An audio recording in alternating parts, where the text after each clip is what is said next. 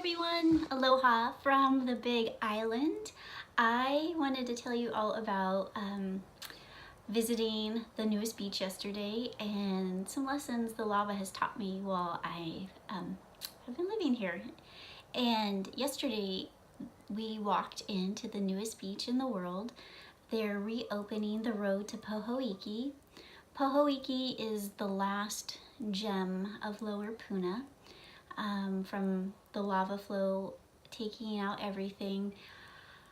It looked like Pohoiki was going to go too. That was like a gem of a surf spot, a family gathering place. There's a little hidden warm pond. It's where the lava boats launched to go on lava tours. And yeah, for a poorer area that doesn't have much to do in the ways of entertainment, Pohoiki was exceptionally special, multi-generational. So the fact that the road is opening back up for people to drive in and we were able to walk in yesterday is a real treat, and just I feel really fortunate and lucky in the midst of all the loss and destruction we've seen that there is something sweet still left. And it's not just sweet, it's exceptionally beautiful, the black sand beach. And the walk in down the road to get there was about 2.5 miles, and the lava had crossed the road more towards the beginning of the eruption, so where the road was at multiple points, lava crossed and then channeled into the ocean. And so they've just dozed through that to create the road that was there again. And when you walk through where they've dozed, on either side the lava is, I don't know, I have no point of reference, 20, 30 feet, sometimes 10 feet higher than the road you're standing on. And the sheer volume is mind-boggling even looking at it. And then when you make your way out to the beach and you see all the sand and landmass that was made from where the shoreline used to be, it's still really hard to comprehend how massive the flow was and the volume of lava that was output. And anyways, walking down that little road and being surrounded by spots of like, just, it's destruction looking. And then you go a little further and you're in this like little canopy of the trees that made it, and you wind your way down to the beach. And when you walked through where the road had lava on either side, you would get these little wafts of heat every now and then, because it's still so hot from being 2,000 degrees. And the eruption ended 4 months ago, and that particular flow may have crossed over like 6 months ago, but it's just so dense and holding that heat. So that was really just a crazy experience. And you know, contemplating the lava, and I think of the lava flow that was in front of the house that I lived in Kapoho. There's two kinds of lava. There's the A'a, and there's Pahoehoe. A'a is really sharp, and what I believe it is the old lava in the tube kind of hardens, and when there's an eruption and there's the fresh lava coming behind it, it breaks it up, and so it's super sharp and chunky, and it just looks angry. Looks like a bunch of big angry rocks and boulders. And then the Pahoehoe is more the liquid. And when I've walked out on old lava flows and looked at old Pahoehoe, it is really beautiful, the patterns.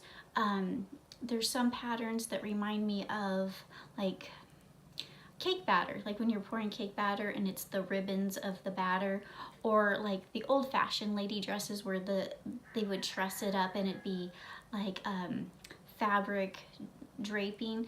The Pahoehoe has that effect in different places. You'll see all different kinds of patterns that are just really beautiful. So in Kapoho, where I lived, my house had a little road in front of it, and then a neighbor across the street, and then beyond that was old A'a flow, very sharp. And I remember when I first came to Hawaii, February 2016, and seeing old lava flow, old Pahoehoe, no, old A'a, it just looked like a war zone to me. It was not at all the postcard visions of Hawaii. It just looked like bombings had occurred there and a war had happened. So that was what was on the other side of where I lived, across the street. And what happened was they carved paths down to the ocean through this flow. And even though it was carved through, it just made those big angry rocks little angry rocks, and it even hurt through your shoes. You could feel it poking your feet through your shoes. So it hurt your feet. Anyways, I learned some really cool lessons walking out on the lava flow, and one of the lessons is when you would walk on that sharp rock, and it shifted a lot, so you had to be very aware of where you were stepping. It created for me a moving meditation where once you took a step, whatever rocks were behind you, you had to leave behind, because you had to focus on where you were stepping, because it could shift. And if you fell, you were going to get chewed up. And you couldn't pay attention to too far ahead. You just really had to be present with each and every step. And it helped silence the chatter of the past, the chatter of what's going to happen in the future, and it brought me fully present into the now. And it was really an unexpected experience. So I would walk out on the lava flow, and being a human's messy, life's messy, and our thoughts get messy and tangled, and that moving meditation of just getting really present, quieting all the chatter, had the most peaceful and amazing calming effect. And by the time I got to the water, like, whatever was overwhelming or just seemed so huge, it had a new perspective, because my mind had space to think new thoughts and process through it. And that was just an amazing experience.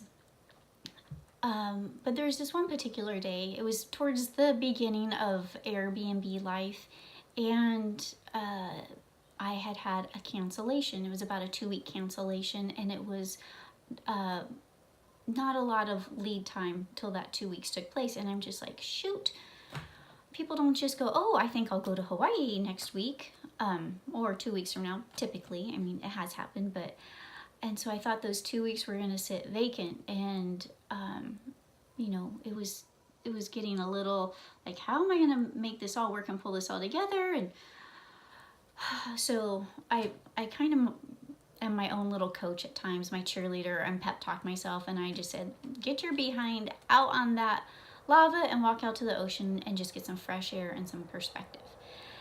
And so I started walking out to the lava and just trying to process through how's this all gonna work. This is kind of scary. I'm hustling and trying. I'm working on, you know, getting a second job to hold all the ends together, and I was frustrated. But when I got to the water, I sat down and I said to myself, you know, look at that ocean. It is so abundant. I do not have a shortage of ocean. And look at that sky. And in Kapoho, the blue sky, the shade of blue there was nothing short of magical. And the clouds looked like illustrations from a fairy tale. They just were this perfect perfection of puffiness. And there's no abundance of sky. And I looked at the sun. Well, can't really look at the sun too much, but I looked towards the sun, and there's no shortage of light and warmth. And I'm like, you live in abundance. You don't need to be afraid. And I felt this crazy internal, like, fortitude and stubbornness. Is like, I am not going to be afraid, you know, even though this, I don't know how this is all going to come together right now. But I'm not going to be afraid. I'm going to come from a place of abundance, because everything around me screams abundance.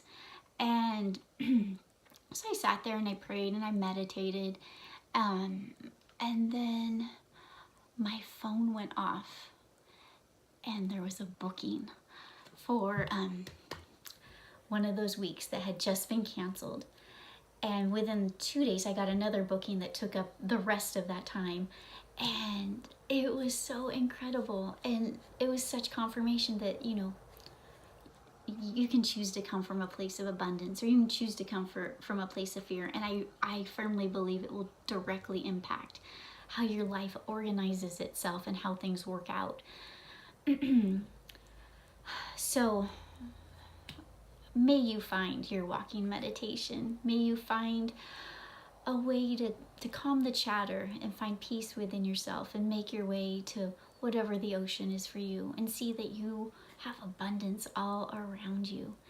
And may you find your dreams coming true. I have so many more stories of lessons from the lava, but that's it for today and for now. Aloha. Ciao, ciao.